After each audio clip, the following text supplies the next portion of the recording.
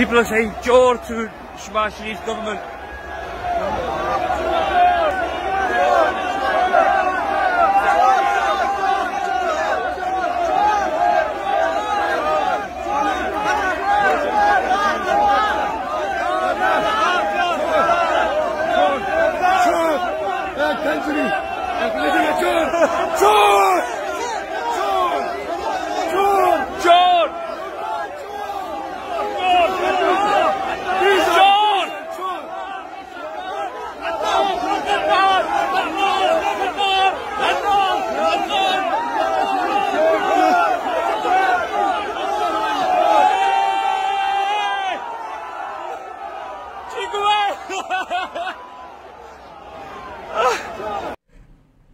لا ترفعوا اصواتكم فوق صوت النبي تاسو خپل اوازونه د نبی علیہ الصلوۃ والسلام د आवाज نه موجته وي